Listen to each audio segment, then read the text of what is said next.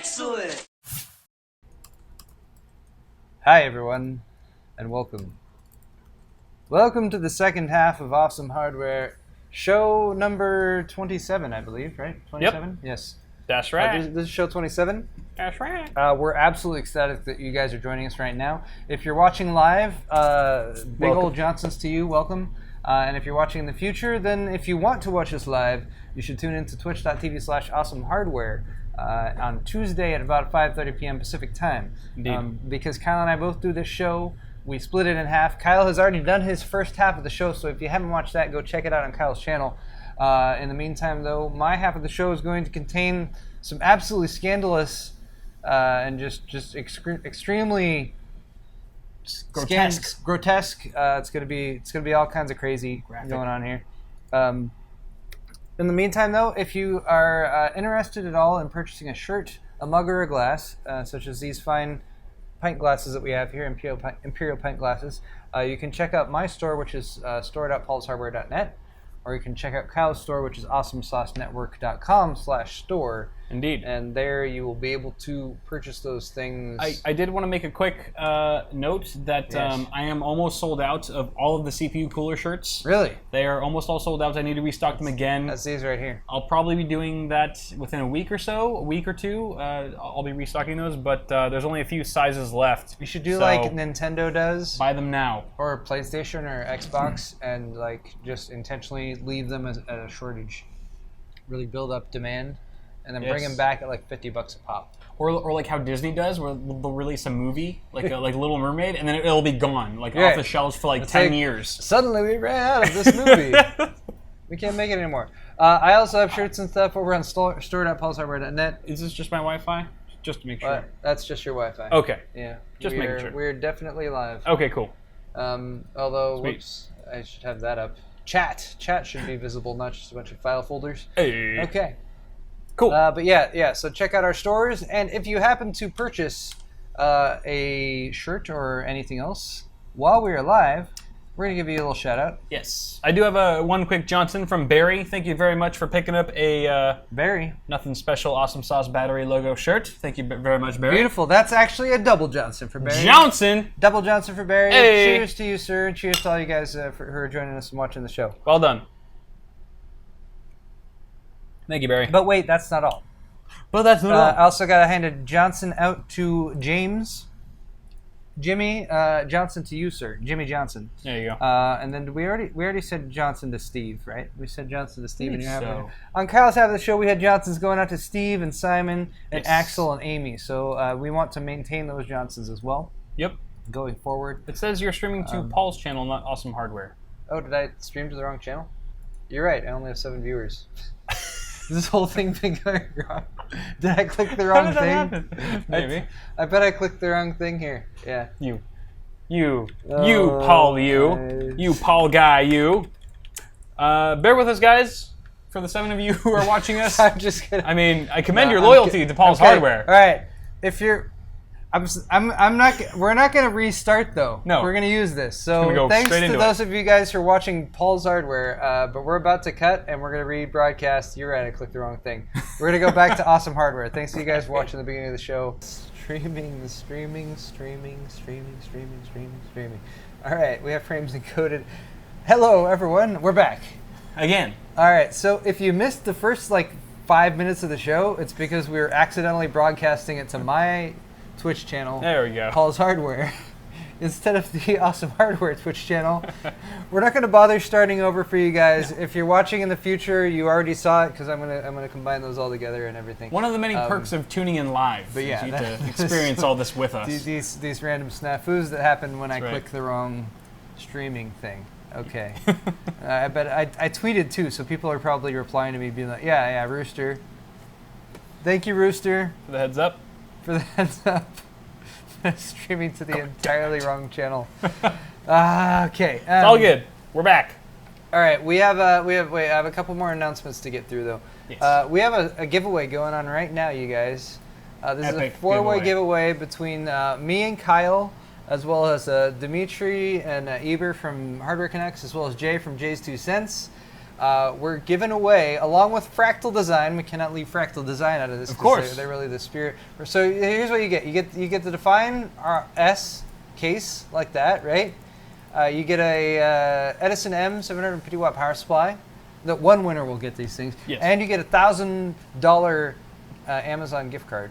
And you can spend that at your own choosing if you want to buy a pallet of nachos, or if you want to populate your Define S with a bunch of cool components for your next gaming rig. You can do either of those things. Yes. There's a Gleam.io entry page here, and that is how you go and enter. You enter by subscribing to me and Kyle's channel, as well as the Hardware Connects channel, as well as JayzTwoCents channel, as well as the Fractal Design channel, and you can win that fantastic prize package. This is the second half of the show. This is how the second half of the show. It's all downhill from here, folks.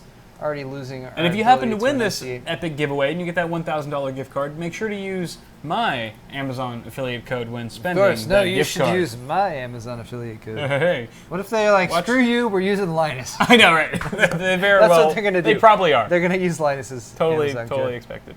I can't blame them. Okay, one more announcement. One more announcement for you guys. Oh, yeah? And it's actually one that I don't even have prepared. Oh, Hold on. yeah? What do we got? What's the announcement? I think it has something to do with my wife. your wife. Let's see if this. Oh, this has been populated. Stay tuned. All right, guys, follow my wife. Follow my wife on Twitter. Yeah. She's right over there. She has now joined Twitter. She's waving. This is my wave. She's waving. Oh, she's tossing salad. She's tossing salad right now. Her specialty is suggestive tweets with a bit of innuendo, subtlety. If you think that she's trying to like make a subtle like dirty joke, she is. She is. So there she is, Mrs. Paul Hardware. If you guys want to follow her, and Sel, thanks for the retweet, by the way. Is that an innuendo pun right there? Yeah. Paul doesn't always eat steak. Sometimes he fancies eating a taco. Yeah, see, she's all about that. So that means sometimes you do like eating steak. Speaking of, look at these. Speaking of, between the lines. Look at these cookies she made. Oh, those are glorious. Look at these cookies, Kyle. If only we had some to eat right now. Why don't we eat some of these cookies? Oh my goodness. These are chocolate chip cookies. I have to admit, my mouth watered a little bit when I saw that picture the other day. They have malted milk in them here. I'm getting this one. This one looks good. So we're gonna eat these cookies live on Chocolate stream. chip right in the middle. Yeah. Oh my goodness. Oh my god. They're so soft. The chocolate's like a little melty inside. Yep. It's really chewy. It's dark chocolate. It's not the crunchy kind of nasty cookie. It's like fresh out of the oven cookie. These are absolutely fantastic cookies. Wow. All right, so everyone follow my wife on Twitter. Mm-hmm. I'm watching you though. She's mine. She says. Kick your ass. Okay. Only we get to eat her cookies. All right. So continuing along to my first segment, which is going to be some tech news. I think I have tech news to talk about. Theoretically. I'm so distracted by this cookie. Cookie. All right, so let's talk some tech news. First, let's talk about Elon Musk. Yeah. What's up with that? Not really about Elon Musk, about the Hyperloop. Elon Musk has been he's been pushing the Hyperloop for a while. Yeah. He came out with they did a white paper on the Hyperloop, and they're like, hey, this would be a cool idea for transportation, and it would work. You guys should really do that. Yeah, and it's actually been moving forward now. So this is a Hyperloop Transportation Technologies is the company that is sort of building this up. I don't know if Elon Musk is involved with them directly at all. Right. I don't know if he's maybe he's a board member or something like that. Probably loosely. But they have signed agreements to work with Oerlikon Labeled Vacuum, as well as a global engineering design firm called AECOM. AECOM? Is that an actual vacuum company? Yeah, they make vacuums. Wow. Is that because there's vacuum technology this Hyperloop? What I can't figure out is why all these companies that they're pairing with have names that sound like nonsense words. Doesn't make any sense to me. But never mind. That's what they have. So these companies have agreed to work with Hyperloop Transportation Technologies in exchange for stock options. If you guys have no idea what the Hyperloop even is, It is a transportation network of above-ground tubes that could span hundreds of miles. Did you already eat your whole cookie? See, it's because you don't have to talk right now. I'm talking. So this could span hundreds of miles with extremely low air pressure inside the tube. So the tubes have really low air pressure, and then you get inside like a capsule inside the tube, and you go like thunk. That's the sound I imagine it making, is that thunk sound that it made like when you used to go to like the depository at the bank, and they had the pneumatic chambers, and you put the thing in there, it was like thunk, and it would go through. Yeah, that's the sound that the Hyperloop will make. Except you're the money now. Yeah, except you're in there instead of just like a money or a check or something. Yeah. Yeah, so it could span hundreds of miles, and with really low air pressure inside the tubes, the capsules filled with people could zip through them at near supersonic speeds. So it's like the speed of sound. Yes, near supersonic is close to the speed of sound. But what do you do when you're in the capsule? Are you just like literally just face down or face up in a capsule for like 3 hours while you're going to like, New York from You couldn't be. California? If you were moving that fast, it would not be that long. Well, I don't know, 3 hours. Yeah, 3 hours, okay. I guess if you're going from New York to California, if they made one that was that long, sure. Yeah. Everything's relative, so once you get up to speed, then you would lose you'll feel, as you accelerate, you'll feel increased pressure on you. Yeah. Like in the opposite direction of the direction you're moving. But once you're up to speed, everything's relative, and you should just be able to hang out. Normalize, yeah. Yeah. So, but I mean, you're laying down, right? Or no? I don't know. I don't know how big. I'm imagining like a water slide at Raging Waters, like at a water park. Like you're literally in a tube and you're just. See, I'm imagining that the tube is larger and that you can stand up in it or something. Okay. But I don't know. That's a little less. That's a good question. Claustrophobic. How big the Hyperloop tubes will actually be. Right. But Hyperloop Transportation Technologies now has 400 team members that are working on it. So basically, what this story is saying is that teaming up with these other companies that have a lot of capital, which is important, money to pay for it, has made this seem like much more of a feasible proposition, I guess. Cool. Leave it at that. I'm all down for a Hyperloop. I don't mind getting a pneumatic tube to like go from Southern California up to San Francisco Bay Area or something like that. I'd be down for that. Yeah. Okay. Some more tech news. This is somewhat tech news. I don't know. This popped up on my feeds earlier this week, and I found it interesting. Seems kind of harrowing. A little harrowing, yeah. Police have foiled a mass shooting plot at the Pokemon World Championships. Wow. Yes, so see all these happy Pokemon What kind of a-hole is going to plan a shooting at a Pokemon World Championship? Apparently these two a-holes. So this was a Digimon fan, clearly. Yeah, so two men. So I don't know. I was trying to like seek out like appropriate commentary for this story, and really, I don't know what to say about it. But two men. First off, they boasted on social media that they were going to kill the competition, or they were going to be killing the competition. And they shared a picture of like an AR-15 and a 12-gauge shotgun. Are those airsoft guns? On the back of their car. No, those are real guns. Both of these guys had actually been invited to compete in the Masters Division of these Pokemon World Championships, which has $500,000 in prizes. And then the private sector security staff found the picture on a Facebook post. The comments referred to killing the competition. They alerted intelligence officials. Hours later, both of these men were stopped while attempting to enter the Heinz Convention Center a day before the event was due to start. Wow.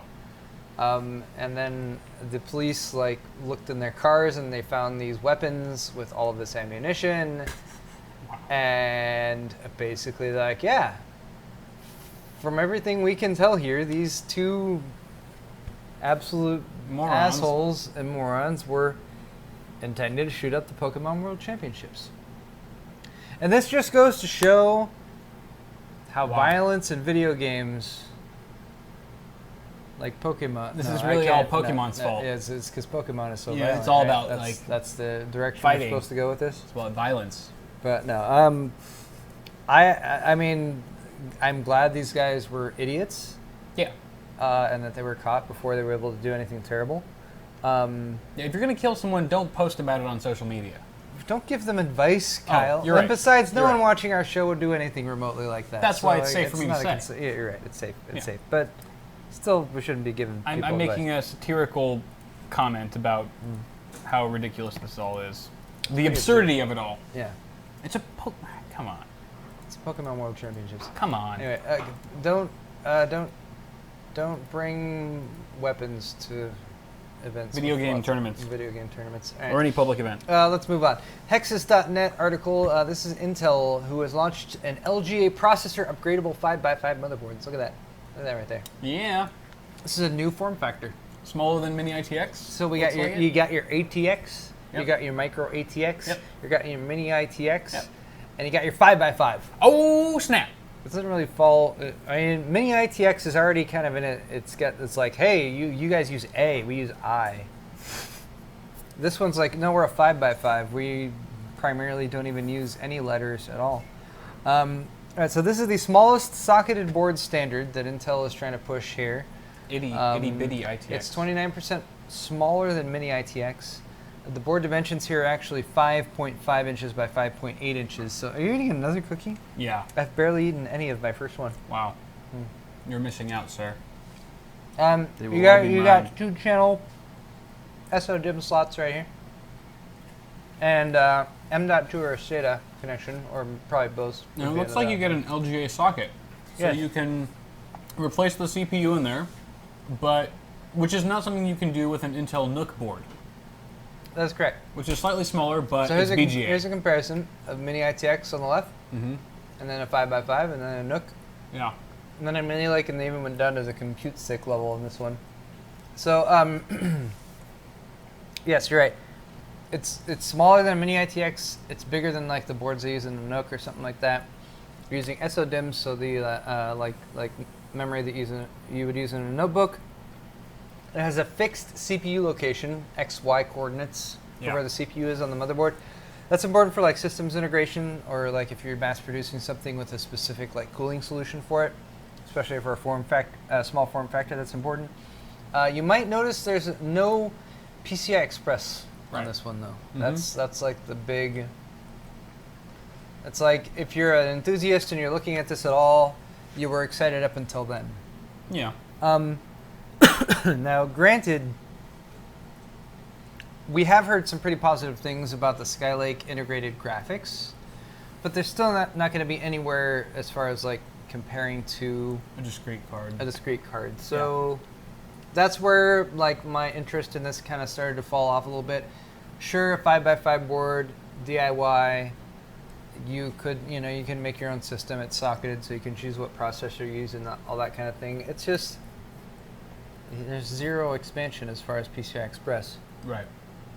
But wouldn't this be a good solution for maybe like, assuming that like case manufacturers will be looking at this form factor and saying, let's build a smaller form factor case than what would support Mini ITX boards for people who are looking for more of like an HTPC solution or like a low-powered workstation build, right? I mean, Mini ITX cases are getting smaller and smaller. A lot of them are. But if you could make it even smaller with a 5x5 board, with one of these boards, that doesn't require PCI Express cards, like a discrete video card, you could essentially bring the size, the entire size down quite a bit, but still, rock some whatever Skylake integrated graphics. You could, but this is why when coming to the end of this article, what I basically decided was that this has a lot more. This has a lot more impact for like system integrators, I think, than it does for DIY people. Because if you're doing DIY stuff, the lack of expansion, I think, is a bigger deal. And if you're, like the socketed thing, like, right? Like, that's cool because you can upgrade, but, like, what's that mean? Like, if you're looking at the best case scenario for a socketed motherboard, you're like, well, that means you can buy this system and get in with, like, the cheapest, lowest end processor and get your system up and running. And then in the future, if you want to actually take advantage of the fact that there's a socket there, that means you're going to take advantage of the fact that you can use more than one processor in that socket. So you're going to upgrade from something lower end to something higher end. So the prospect of that in this system is upgrading from something like, maybe a Celeron level type processor right now to like, a high-end processor, like, full-fledged Skylake part with, the higher end integrated graphics. Yeah. But like, I don't know, how many people are actually going to build a system like this with that and then do that? My thought, honestly, with looking at this board was like, I hope there are some vendors who go out of spec with this and wedge a PCI Express slot onto there. Yeah. Because there's enough space. There's definitely enough space. Like, you could put it along this edge. Right. It would go outside of Intel spec for this board because they weren't intending that to happen. But imagine like a spec where you had a PCI Express slot here with just, or even like a fixed riser, like a 90-degree angled. Yeah. Or something like that. You know, you could put together like a bare bones system there where you could pop in your own graphics card. Yeah. And you know, it was still pretty slim form factor or something like that. Because I feel like this is like what you were saying. This board, this design is kind of limited. Even though you have an LGA socket and you could switch out the CPU, if the CPU is really the only thing at hand and there's no GPU involved whatsoever, chances are the workload that you're doing on a really low-end CPU is going to be the same type of workload that you're doing on a really high-end CPU. Yeah. If I was using this board for an HTPC, for example, I'd buy like, let's say, a Core i3, right? Now, if in the future I wanted to upgrade to a Core i7, like how much would that really expand my capabilities in terms of workload? I mean, yeah, sure, things might run a little bit smoother, it'd be zippier, but without the possibility of a discrete graphics card, your hands are still kind of tied for the most part, even when upgrading your CPU. Yep. You know what I'm saying? I agree. So kind of interesting. I'll keep an eye on this one. I don't see it becoming having a huge impact on the DIY market unless there's some board manufacturer who decides to go out of spec and build something like this with a PCI Express expansion slot. Does the article say if this is 1151 or is this saved for future? If it's a new like form factor, they have to be doing 1151. Yeah. It doesn't seem to say right here. Right. And at the moment, all you have is to put it in 6600K and 6700K, which doesn't really make much sense. Yeah. In one of these like boards. This. Yeah, because that's the other thing you're really lacking here is like power delivery. Like, where is power delivery? Yeah. These boards probably aren't going to overclock very well at all. Right. Which would be another reason for getting a socketed motherboard is because you can get a unlocked processor, you can overclock or something like that. Right. Anyway, worth at least mentioning and making people aware of though. Cool. All right, InWin has launched quote unquote their 805 mid-tower ATX chassis. Oh, fun! I always like when InWin launches a new case. Yeah. Because I get to decide whether it's more of a case or whether it's more of an art piece. Well, this one is a little bit more practical. So this is the 805. We saw this at Computex. Very cool case. Very nice looking. This was one that I got a lot of questions about it when I posted my Computex video because a lot of people were like, "Hey, that H-frame, that can expand and open up like a flower is pretty cool or whatever." But there's no way in hell I'm buying that for $500 or $1,000 or whatever they're charging for it. But hey, that 805 looks kind of interesting. Sure. So, according to this Hexus.net article, InWin has now launched this, although I could not find it for sale anywhere. Huh. So this is why it was like launched, quote unquote. In the U.S. maybe? Yeah. Maybe it's not in the U.S. It has tempered glass side windows as well as a tempered glass front panel. So like this front piece is tempered glass with a piece behind it. Thing is tempered glass. It almost looks like the whole thing is made of tempered glass. Right. Which is kind of cool looking. They have also introduced a USB 3.1 Type-C plug on the front of it. For their higher end model, right? For the higher end model, yeah. It depends where you're buying it from. There's going to be different models available in different areas around the globe. Right. So, guys, I'll post this link to the article, as we do with all of our articles, in the description of the video if you want to check it out and see what's available where. There's one with a black accents color finish. You mean red? As well as red. Okay. As well as yellow. So you have three yellow, that's interesting. Yeah, so you have 3 color options to choose from. Okay. Which is kind of cool. So yeah, launched, but we don't have any pricing details at this time, but InWin UK says it's coming to the UK soon. Hey. So yeah. I would estimate over $300 for this case. Over 300, yeah. I mean, knowing InWin. For the level of quality that it seems like they're putting into it. I mean, and I don't know, is it worth that? Like when you start throwing that much tempered glass into something, right? Like a case, is it worth that much money? I don't think it's. I don't know. I find it hard. I find it a hard sell for anything over $200. Yeah. Because practically speaking, for as much hardware as you can fit into a system, even for your high-end like super towers with like, you know, tons of expansion and 12 drive bays plus or whatever, that kind of thing, like practically speaking, you can't get a whole lot more than that for more than $200. Right. If it's more than $200, it's because it's like some limited edition. It's like the Thermaltake level 10. the level 10s that they made or something like that. Yeah. Limited edition, really custom, unique design or something like that. And then, and then they'll charge like this premium 400, 500, right. $600, $700. Because once you hit the $100 to $150 price range, you've pretty much exhausted all of the practical features that you could get out of a case. I agree. And once you surpass that $150 limit and you start getting into the 200s, the 300s, you're no longer paying extra money for more features. You're simply paying for more, I don't know, edgy aesthetics, a more modern design, something that looks different than all the other cases out there, but it's not very functional. You're paying for the fact that the company, and InWin specializes in this, invested X amount of extra dollars in having their engineers and their designers put together a case that they're only going to make 500 of, but they're also going to mark up, you know, 200% their BOM cost of, because they've invested all this time in the design and making it unique and making it this like super high-end case. Right. And InWin does a really good job at that. This one's a little bit more practical for people, so I'd like to see it come in around $200. If it comes in around $200, it could be a pretty compelling option. It's probably, you're right, it's probably not. It's probably going to be more than that, but yeah, I agree. Yeah. $200 seems fair. That could be a pretty compelling case. All right, a couple more hardware stories to talk about.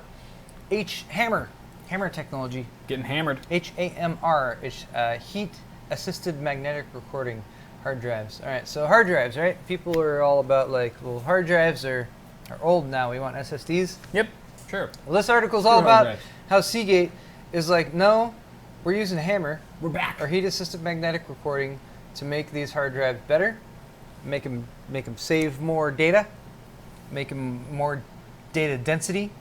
Make them more data density. Make them more data density. So they're actually talking about shipping HAMR or HAMR tech drives this year even. But those are going to start at 4 terabytes, which isn't all that much to talk about because we already have 4 terabyte drives. Right. But they say by 2025, which is a scant 10 years away. Yeah. 100 terabyte drives. Some of us will be dead by then. It's very macabre, Kyle. But yeah, by 2025, 100 terabyte heat-assisted magnetic recording hard drives, HDDs. 100 terabyte. Splitting mechanicals. Right? Yeah, but where will SSDs be in 10 years too? Hold on, Kyle. We haven't gotten to that point of the story yet. Oh. So the way that these HAMR drives work is that there's a laser, a freaking laser, that heats the... Sold. Yeah, exactly. It heats the surface, or the exact specific place it's about to be written to about 450 degrees Celsius. It uses an 810 millimeter wavelength and 20 milliwatt power laser. Sounds hot. But only a tiny part of the surface is actually heated at any time. That's why it cools very quickly. So these aren't necessarily going to be like making your computer a lot hotter or anything like that. Right. So yeah, 100 terabytes by 2025. And if you're not very excited about that, it's just so far away. It might be because you read this story. I'm more... about SSDs. Yes, I predict the future. Predicting that in 2018, which is 3 years away. By the way, what's up, Josh? What's up, Josh? Yo. Yo, Josh. In 2018, which is 3 years away, Toshiba is saying SSDs are going to hit 128 terabytes. 23 years away? No, 3. Oh, 3. 2018, which is 3 years away. Toshiba is predicting 128 terabyte SSDs. So who cares is the point about these 100 so, terabyte yeah, SSDs. So yeah, when you're talking about the mechanical drives and what they might be hitting and the heat-assisted magnetic recording and everything, who cares if SSDs are hitting 128 terabytes in 3 years? So the point here is that Seagate should just toss away all of their hard drive assets and start investing more into SSDs. The point is really that magnetic storage, mechanical hard drives are... It's already dead. Potentially... It's dead. Really just going to be gone. Yeah. Because if these timelines are at all true, then in 2025, no one is going to give two craps about a 100 terabyte mechanical hard drive, unless that drive can promise exponentially better longevity than an SSD.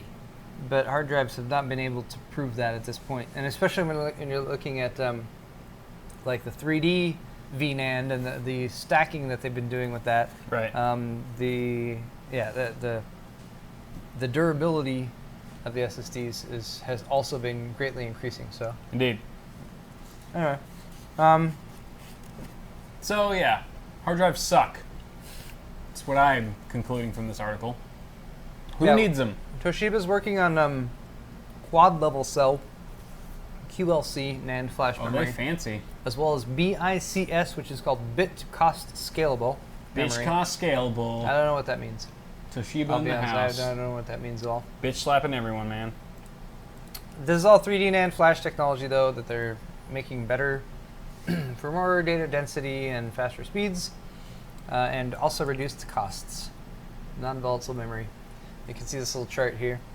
This is hard drives on the bottom. So Toshiba's just making the NAND for this shit, right? They're not actually coming out with their own branded. I mean, they've got OCZ. Yeah, Toshiba. They're a massive company. They work with other companies that sell the stuff. They don't have to worry about selling. They don't want to deal directly with these plebeians. I mean, especially this is. I mean, hard drives are even more relevant when you consider the growing popularity of like PCIe SSDs, like the HyperX Predator or even NVMe. Yeah. From like the 750 series from Intel or even OCZ has a new NVMe SSD. Do they? They're launching. Yes, they do. That's exciting. So screw hard drives. Screw hard drives. I'm uninstalling all of my hard drives as soon as I get home tonight. I'm just gonna throw them away. Hard drives are. I'm not even gonna give them away because you guys deserve better for the than next that. few years. No, Paul's wrong. But they're gonna fade out. Screw them. Or so it would seem. Okay. Just gonna hop on now. Next segment. Robots. Robots. Are you still on your first cookie? Yes, I'm trying to finish it because I keep talking. How? You're so slow. I've eaten three. Yeah, I know. I had 3 cookies. I'm trying to catch up. I'm eating all your wife's cookies. I know. All right. You guys know I have talked in the past quite a few times in my Oh Joy segments and whatnot about robots taking over the world. You haven't spoken very highly of humanity. Yeah. You really haven't. Right. So this segment is a response to that, and basically I'm going to go over some stuff where I'm like, hey, maybe robots aren't all that bad. Maybe robots are actually good. I feel like there's a lot of internal conflict in your soul. You're right. You don't know what to think. I'll be honest. So I had this plan. At the beginning earlier today. Okay. I was gonna have this thing, like a little LED light thing. And I was gonna have it implanted on the back of my neck. Oh. And at the end of this segment, I was going to have you discover it and find out that the robots had actually enslaved me in order to make this segment. But all that fell through. But that's what the robots want me to think. Would have been a good idea, wouldn't it? You're still under their control. You're just you're messing with my mind right now. Okay, let's start off by talking about RoboKiller. RoboKiller. And this is in the... That sounds badass, And this is right? in the robots are good maybe article segment? Robots are good maybe. RoboKiller has won the FTC prize by annihilating robocalls. What are robocalls? Robocalls are the annoying things that you get on your phone, Kyle. Like that are made by robots, yes. By telemarketing companies that call you. So it's a robot that kills other robots for the good of mankind. Yes, it's a robot that detects other robots that are trying to take advantage of you while you're just at home on the weekend or in the evening trying to like enjoy your dinner or whatever. Yeah. telemarketing phone calls. I hate them. Me too. You hate them. You ever get a phone call and you answer it and there's like a 5-second pause on the line where you're like, hey, hello, I'm hanging up right now. Hello, right? Kyle. Yeah, no, there's different ones. There's robot ones that actually have automated voices that try to interact with you. Yeah. And then there's the ones that like you answer the call, but it's not like someone's calling you directly. It's like they have a service calling you. The service is like, hey, someone actually picked up. Let me route you over to an actual person. But that's why you have a delay. But that's why these are robot automated services doing this. Also, the FTC has a do not call list, and that's one of the big problems that this is dealing with, is that a lot of these robocallers circumvent that. Right? So this is why robots are good, or at least the robots in this particular segment. But are robots really good if the only reason why this robot is good is because innately robots are bad? Well, no, because RoboKiller annihilates robocalls, and it's all listed down here. So users register their phone number with the RoboKiller app, which forwards all incoming calls through RoboKiller's backend in a cloud data center, right? And then the RoboKiller server analyzes the incoming call, answering the call, but still playing a ring signal before connecting the call. So the people calling you think that the call's been answered, but it really hasn't. It's been only called by the RoboKiller. Yeah. RoboKiller. Yeah. Then robocalls detect the initial answer by RoboKiller's server and start the recorded message. Humans here are ringing and wait for user to answer. Anyway, basically, it detects that it's a robot calling you, and it reroutes it to a spam folder if that is the case. Here's the thing, though. Can RoboKiller actually detect when it's a real person, like a real telemarketer, and sway and like kind of make him F off? That doesn't happen anymore. I mean, I get telemarketers all the time that are real people. You do, but they don't answer the phone immediately. No, they call me. Yes, they call you. Right. I answer. But when you answer, so when you get a call from a telemarketer, right, unless you're dealing with some really small, concentrated companies, there's no like lag time. It's like I answer and and they're like hello, blah, blah, blah, and it's like a real person. Really? Yeah, that happens sometimes. That's very uncommon these days. Okay, well, RoboKiller needs to get on that because it's a big pain in my ass. Okay, well, I don't know who you have calling you or what lists you have gotten on. I have school loans. It's not a big deal. But usually, if you answer the call, usually there's a pause for like 3 to 5 seconds. It redirects you to while it's connecting you to an actual person. Right. But yeah, those are the robot automated ones. Anyway, scumbags. Okay, let's move on though. Next segment. Robots are still bad. Robots actually might not being bad. I'm not convinced. Here's a robot. Here's a robotic hand for amputees. This is won the Dyson Award. Okay, this one might be good. Look at that. This looks like a feel-good story. This is a feel-good story. I feel good already. This is a prototype 3D printed robotic hand, which can be made faster. Volume. It can be made faster and more cheaply than current alternatives. This is one the UK. This is the UK winner of the James Dyson Award. Look at that. Wow. Doing the finger motions right there. So it typically takes weeks to obtain existing products. Joel Gibbard says he aims to start selling these prosthetics within the next year. Look at him shaking that guy's hand. I know. It's a good thing. I don't know where that hand's been. And even though this is a prosthetic, it's not necessarily a robot. It seems robotic to me, so that's why I included it. But I mean, it's kind of a little. So it's a little robotic. Kind of like a robot. Yeah. So are those just sensors in there that he's? It looks like it's 3D printed. Yeah. It says a single flex of the wearer's muscles opens and closes the fingers. Double flex changes the shape from a pinch to a grip. So they're able to use the more rudimentary muscles that might already exist in their arm, for example, in order to control the hands, in order to make it grip in different ways. Right. So you're not going to have the same amount of dexterity that you would have with your normal hands as far as being able to pick up things and whatnot. Right. But just being able to pick up something, hold it, move it around or whatever, and having that also be in a inexpensive prosthetic is pretty significant. I almost feel like having a hand like that, like maybe if there's like firmware upgrades in the future, like wouldn't be a handicap. It'd be like, it'd be like an advantage that you'd have over regular full humans that have regular hands. You know what I mean? Right. Like, I mean, you could use that as a tool. I mean, if it was like, you know, all electrically operated, you could like make it spin really fast. Maybe you could like do a 360-degree rotation with your hand. I mean, your girlfriend would probably appreciate it. I mean, there's just a lot of different things that you could probably do with that hand that you probably couldn't do otherwise with a normal human hand. I mean, I've got to think that's not a disability. That seems like the future. It's like Deus Ex. It's like Deus Ex is happening. The Augs are coming, and I want to be one. So basically, you're saying that. like cyborgs are going to be superior to us. I mean, as technology, I mean, because the human form is going to advance so slowly. Like our bodies will be the same 2,000 years from now. That makes sense. But our technology will advance so far that like having a robotic arm is going to be like it's going to do wonders for you. People are like, oh, look at that fully human guy. He's so handicapped. You know, it's going to be like completely switched. Like the world will be turned upside down.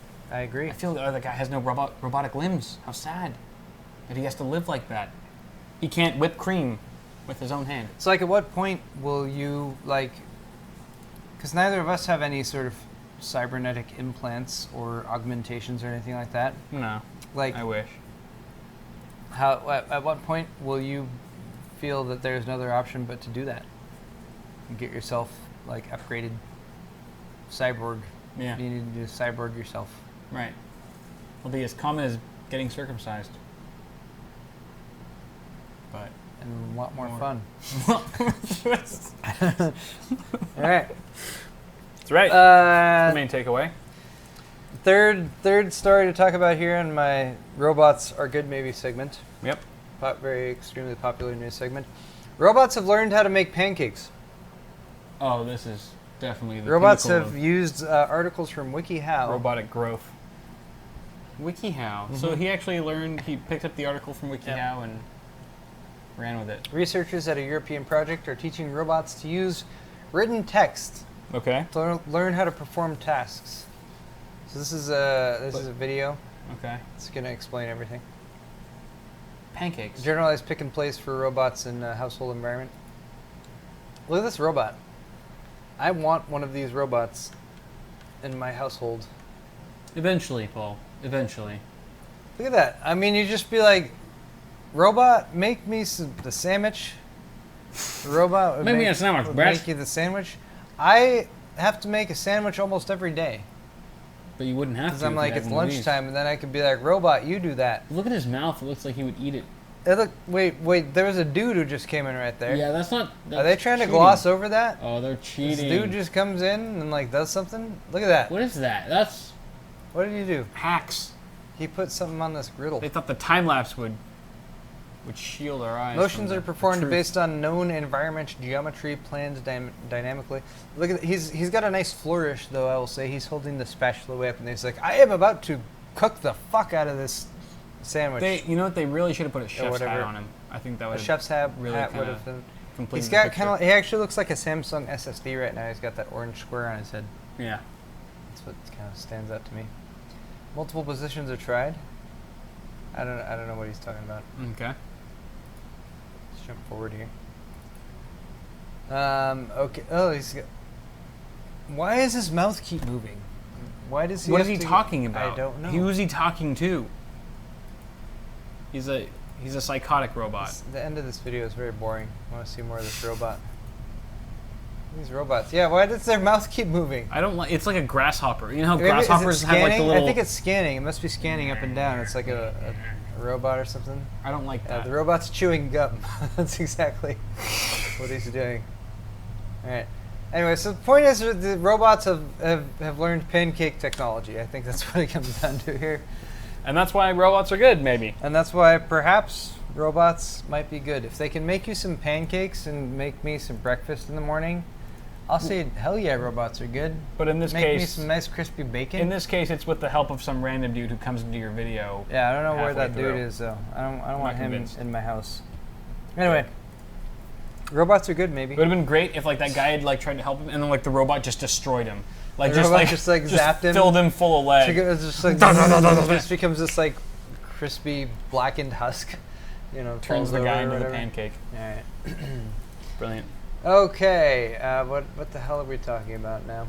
Waffles. That'll have to come through a firmware update. It's time. You know what it's time for, Kyle?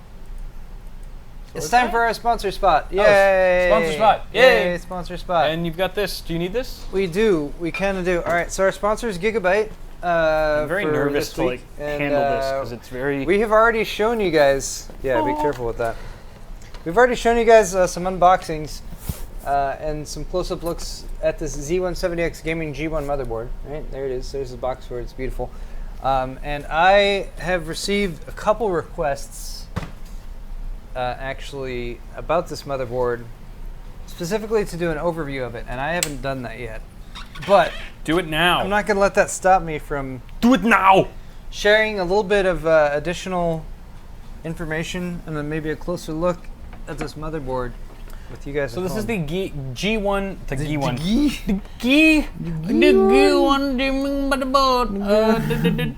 It's the G1 gaming motherboard, which is a higher end version of the one that I was just showing you guys in my half of the show. Yep. This is like, I think it retails for about $500. Yeah. Not for the faint of heart. This is for the true hardcore gamer that is willing to fork out a premium for the additional features that you get on this board. Oh God. Oh no. It's okay. It was empty. Beer gate. All right. I also have this here. I don't know how well. I don't know how well this is gonna work. Let's check it out. So this is a. This is from Monoprice. This is a digital microscope. No wrap, guys. No wrap. 60. It goes up to 60x to 250x digital zoom. So what I'm gonna attempt to do here for you guys at home, is show you guys a really close-up look at this motherboard. But I'm also gonna attempt to turn it on. Okay. There we go. Maybe it'll just stop. Maybe it won't turn on. The fans are okay. Oh, I had a double boot. There it goes. All right. Ooh, look at that little fancy LEDs. And we're gonna do a lighting demonstration here. Okay. For you guys with this motherboard here. Do you want me to turn the lights off, or we gotta go are back you cool here with them like that? No, it should be right. All okay. Right. I have no idea what this is gonna look like because this is. Oh, this. It's totally blocking Kyle. Also, by the way. What? That's fine. Yeah. I don't need to be seen. Look at this microscope. You can hear my sexy voice. I have no idea if this is useful for anyone. It's so close. It is very close. It's like if you wanted to show like the BIOS switch or like the circuitry on the motherboard, like the trace layout. But there's that lighting right there. There's the track lighting. What? I'm trying to. I don't even know what track light. Oh, you're. Wow, that's pretty damn close. Yeah, you're right. It's really close. What happens if you like hold the camera further back? Can you get a wider shot? Maybe. It's almost hard to get a frame of reference of what you're. Okay, there we go. A little bit. Gaming G1. The LEDs look very prominent. They're lit up very prominently. Out. I have this like massive 24-pin connector there that's probably blocking stuff. Your cooler's cooling you right now. Gaming G. Oh, there we go. See, there's a shot. There's those LEDs right there. I like it. Lights up. So it's got these LEDs that kind of run along this edge of the motherboard. What I like is that all the LEDs are red, which match the original color scheme of the board. I've seen a lot of boards that have like yellow trace layouts, and they have like red and black color schemes that don't look very good. But I believe you can tune the LED colors of at least the audio trace, maybe even the SATA LEDs here too. Do you know about that, Paul? Wait, what? I think you can change the LED color of some of the trace lighting. Not on this board. Are you sure? Because you can do it on the Gaming 7. Really? Yeah. I don't know. Because they've got their SBX suite or whatever's. Yes! LED trace path with multi-color choices. So you can actually tune the color of these LEDs in software, although I don't know what colors would look good other than red and white maybe. But you do have the option. If for whatever reason you want to light these LEDs up blue, you can do that. If you want them to be green, you can do that too. Have a Christmas theme. For Christmas. You can do it for Christmas. People seem to hate what I'm doing right now. What is this? This is supposed to be able to zoom at different levels and everything. Yeah. So. There we go. See, that's beautiful. It is pretty beautiful. But maybe we could just show them like a wide shot on the GH4 or something. You're right. Or is that not? That might be better. Because it's really kind of hard to get like a frame of reference of the board as a whole. Yeah. Hold on. Let me try to click off of this. Okay. Oh, I still have beer. Oh. Yeah. Don't forget about that. happiest So moment yeah. right now. Sorry about that for any of you guys who didn't enjoy that microscope segment.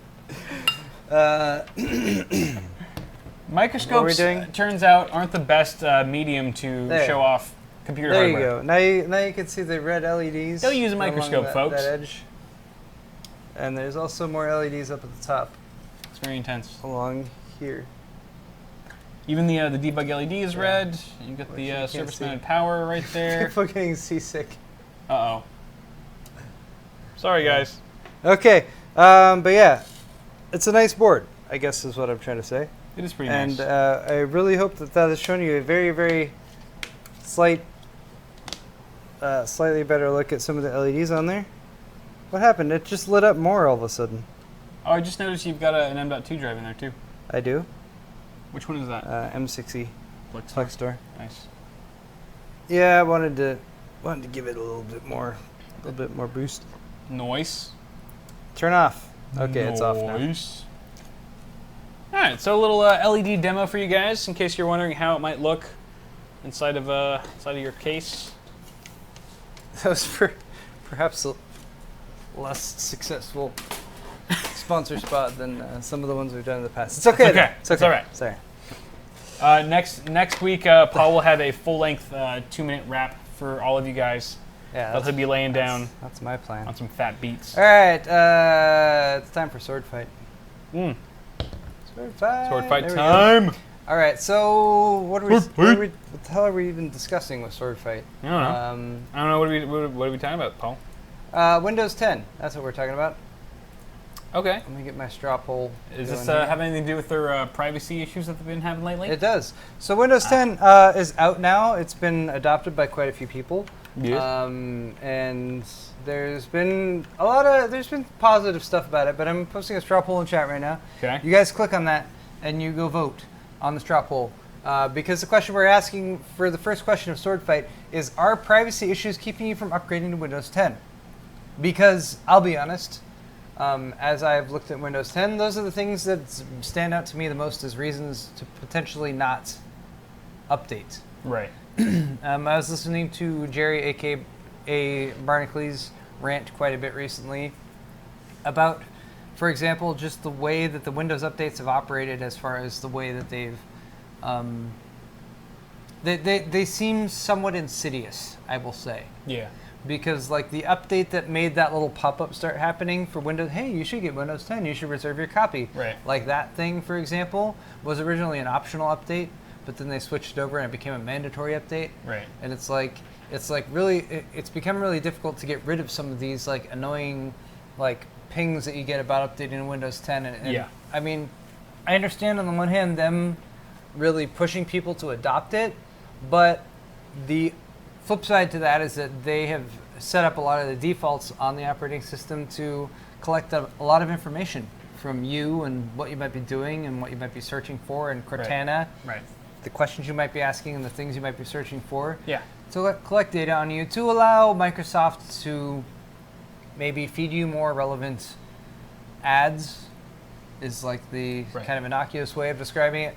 Or to allow Microsoft to take your personal information and sell it to other companies to profit themselves from it. Yeah. For example. So NSA. Or the NSA, yeah. I think the NSA is getting all that stuff regardless. True.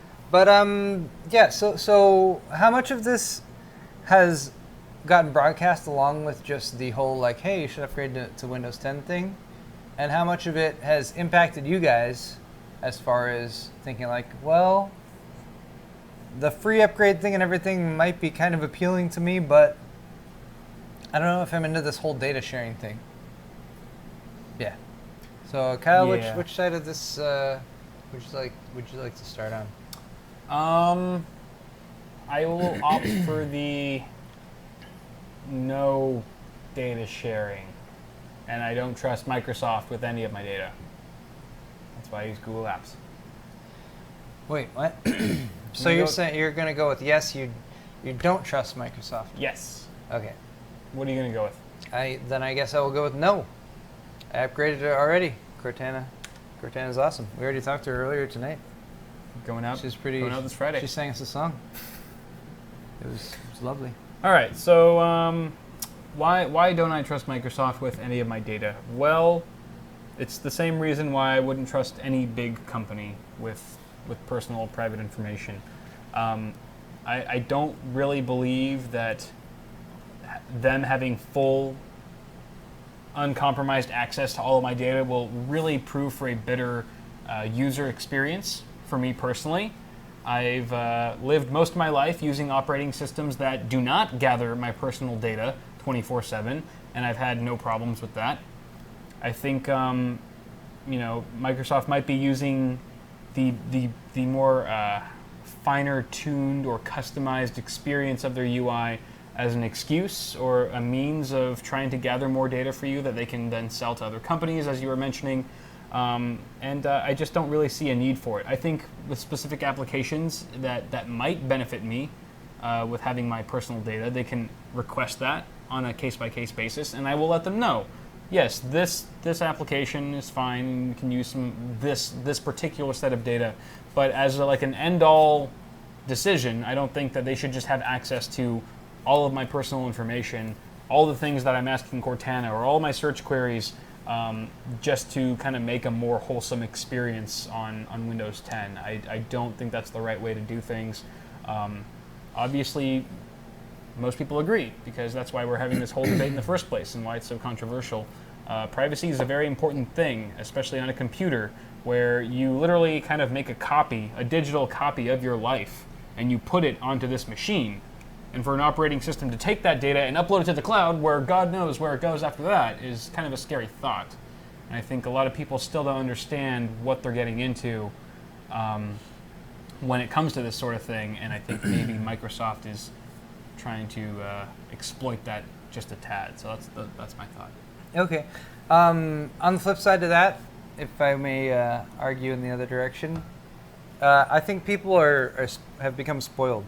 People have become spoiled by stuff like automatic Google search responses, Siri.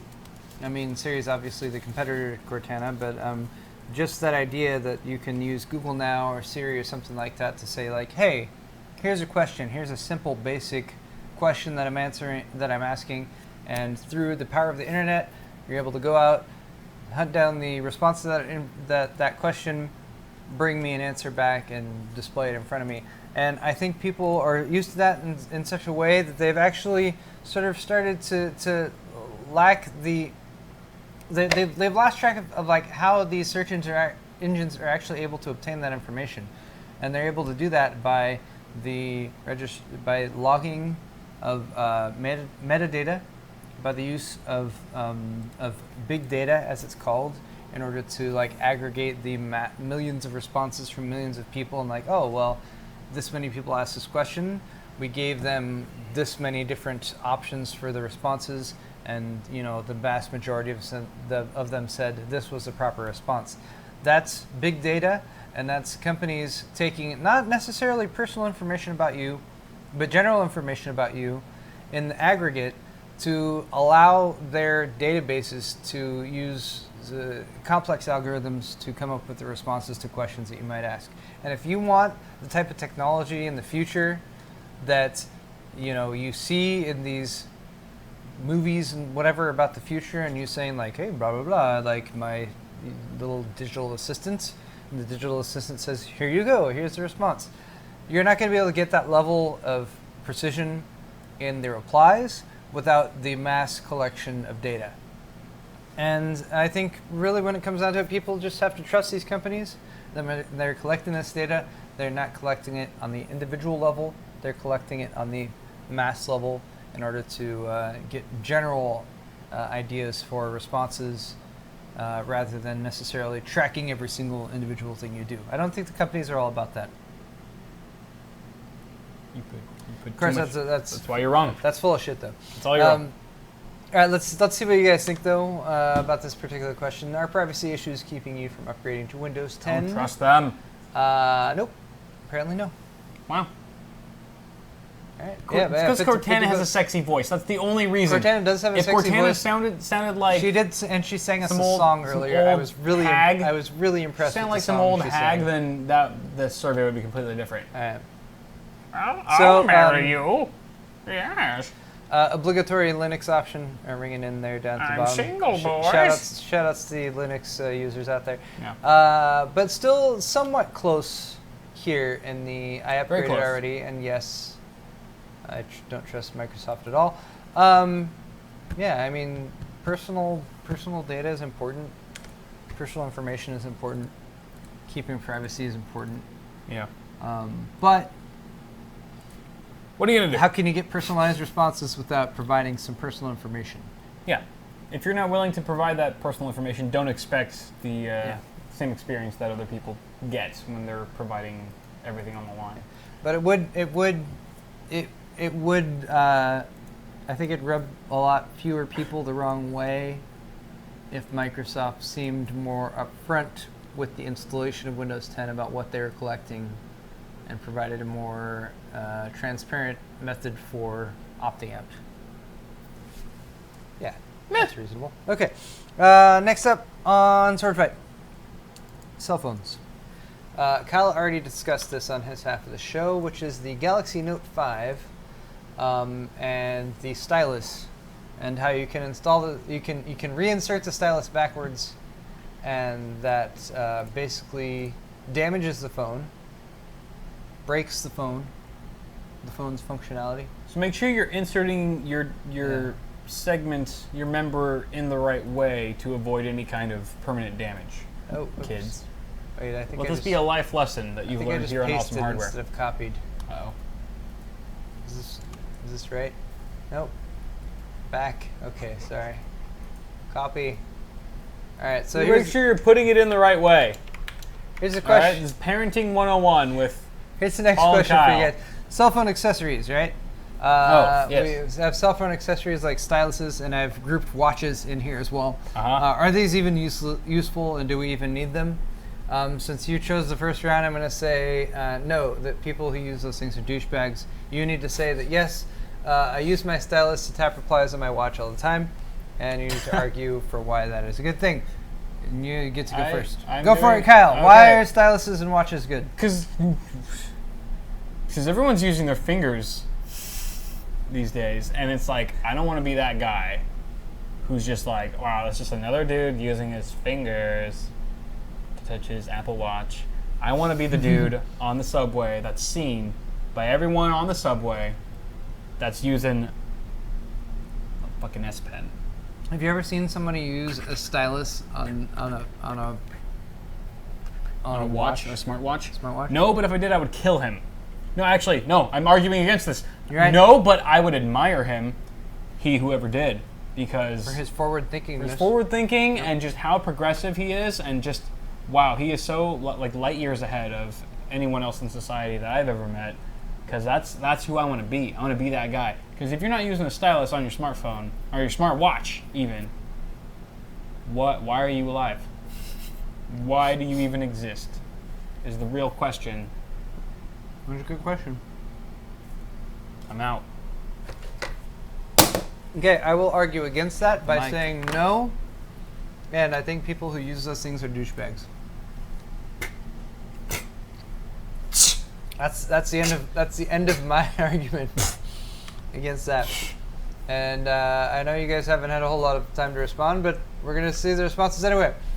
People who use those things are douchebags, and I agree with answer number 2. So a full 84% of people disagree with you, Kyle. Why are you so wrong today? Well, shit. Why are you so wrong today? They hate us because they can't be us. Guys, it's time for our cop-out segment at the very end of the second half of the show, which is Q&A, which is where people ask us questions and we respond to the best of our abilities. Yep. So ask us some freaking questions. Do it! Whether you want to send those questions via Twitter. Beware. Which you may do via wait, they're not there. Ask and you shall receive. Which you may do via the Twitter handles that are now down below here. Yes. I'm going to switch back to Q&A though. I like the Q&A thing. All right. Or you can just ask us in chat. And, Roy. First question: why no Pimp My PC, Kyle? Why do you hate? Why do you hate your fans? No, that's not. That doesn't mean that. Pimp My PC is going to be back like probably next week or in a week or two. I just wanted to try something different for this show. Okay. I thought it went pretty well. For its first go, granted, I think the segment that we did earlier in my half of the show can only get better and better. It wasn't bad. I mean, the Linus poll was just freaking one of the highlights of that half of the show. It was just amazing. I was happy with that. So I'm pretty happy with that segment, but stay tuned for it. Like I said, My PC's not going anywhere, so don't worry about it. Don't worry about it! Just don't worry about it. I'm just upset because I sent my picture of my PC and you never showed. You and everyone else, Paul. You know? Oh, you know what I was going to show? All y'all. What I was going to show earlier and I never did? What's that? I don't remember. My chips are stale because Josh opened the bag early and never ate them. I was going to show something that I posted on my Instagram. Oh, I was going to show my blue screen of death. Remember? You. Yeah. You. See, this is the best blue screen of death ever. Or the worst B-SOD ever. That's literally what it showed up. Yeah. It was just like sad face, you. Like no explanation, no error code. Nope. Just you're sad now. Why don't they just make a big middle finger, like a Bill Gates like flipping you off? Because that's basically what that is. You, hey asshole. So what this really is? That's what that is. Is it's trying to say a full sentence there, which is something like your that was weird. Which is something like your computer has like locked up and needs to shut down or something like that. But that's all it was able to display before it locked up entirely. All right, I'm seeing quite a few people ask my opinion of the MSI Godlike X99 motherboard. I think it has a pretty impressive feature set. I think that the RGB lighting thing would be better suited on an all black motherboard. Yep. Just saying. Yep. It's a black and red motherboard. Only red's with gonna look RGB good. lighting. There might be a couple colors that go with the black, red, and third color. No. Maybe. No. Okay. I can't think of a single one, honestly. Out of the whole 16.8 million colors, you name it, I honestly I think it could be. I think it could be done, but I think it would be so much more practical, or it would have such broader appeal if everything on the board was blacked out, and then you could choose whatever color you wanted with the RGB colors. That's the main thing about that board that I'm like, man. I agree. Yeah. Dimitri. Our good old buddy Dimitri asks, Dimitri. what are your plans for the Intel Box Master System? Oh. So this was a little fun gift box that I was given by Intel. It included a 6700K Skylake i7 processor, as well as a 400 gig 750 series NVMe PCIe card SSD. That's hot. Pretty hot. You can go ahead and check it out on my channel if you want. I did a live stream of it and rebroadcasted it onto YouTube. Very fun unboxing. They kind of went super retro with it and kind of made it look like an Atari kind of video game box. The flavor text on it is just classic. Have you seen what it's supposed to do?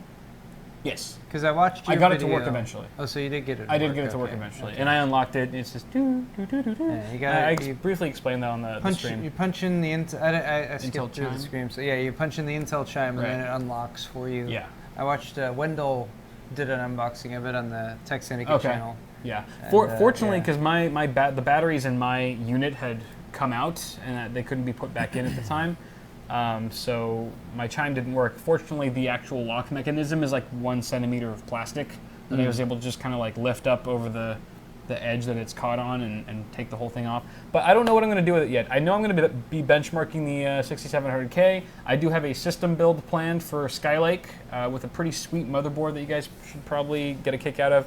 I'm going to be doing a full system build with that processor, and I might just install the 750 series SSD into the Pink Panther. I'm not calling it that. It's not the Pink Panther. But my custom water-cooled build that is not called the Pink Panther, that's very pink, that SSD might go in there. Who knows? Thanks, Dimitri, for the question.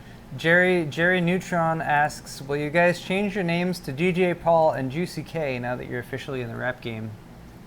I'm down. My rap name is P-Flow. He's P-Flow. So that's what I would have to go with. I would go with K Money. K Money. Yeah, that works. Just suits me. Works pretty well.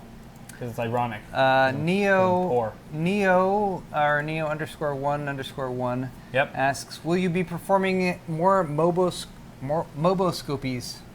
I don't know. Was that a popular thing?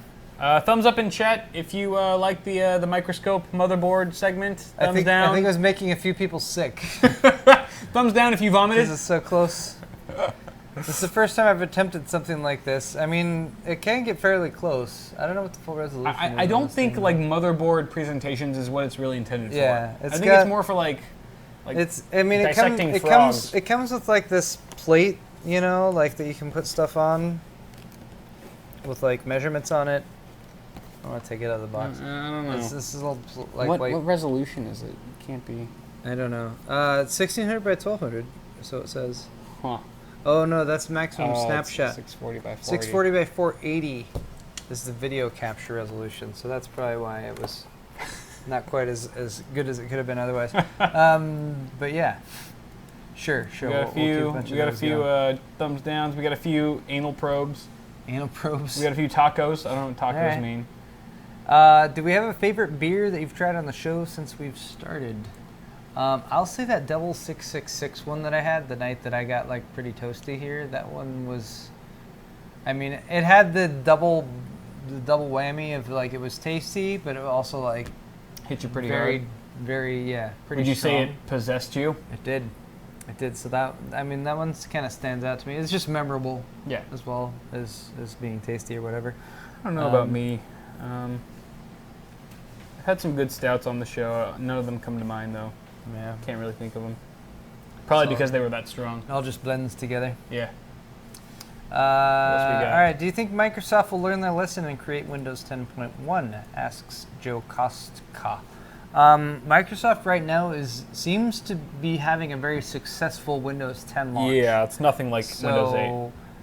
We're not seeing something like with Windows 8 where they got a bunch of...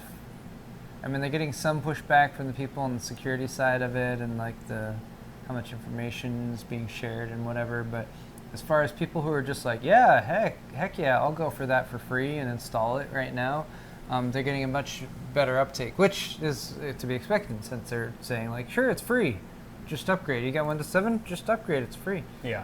Very smart on their part. But yeah, I don't know about a Windows 10.1. We just have to see how it goes.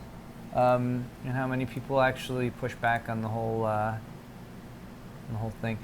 Yeah, don't tweet to Paul's Hardware, at Paul's Hardware. I'm at Paul Hardware with no Paul. Apparently, Paul's Ace Hardware has been getting some tweets. They've responded to them just Please now. Use. No, they're nice about it. They just reply and they say like, please tweet to Paul Hardware. But yeah. And do you ever get tweets about hardware? Like home living? Because obviously you have a bigger following than they do, probably. No, I have yet to be mistaken for an Ace Hardware store. I mean, hey, you're just an S away.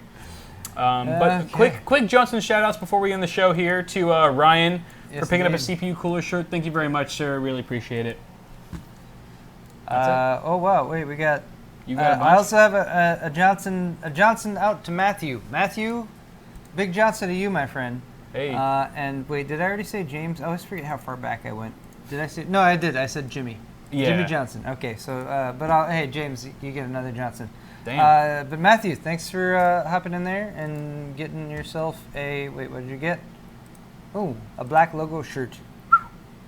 Oh, and the Heather one too, the tri-blend, the very soft, super soft one. Nice. Really nice. All right, guys, that's going to wrap it up for this evening's Awesome Hardware. Thank you so much for watching. We typically do a little bit of an after party, although it's delayed. So give us about an hour to an hour and a half. Yeah. And Kyle, you're planning on after partying, right? I am. Kyle will be on his Twitch channel, which is Awesome Sauce Network. Yep. And I will be on my Twitch channel, which is Paul's Hardware. And you guys can maybe play some games with us. I don't know what we're going to play, but it should be loads of fun. I'm feeling some Rocket League. Maybe some Rocket League. Yeah. Thanks all you guys for joining us on the live show today. We've had a fantastic time. We hope you have as well.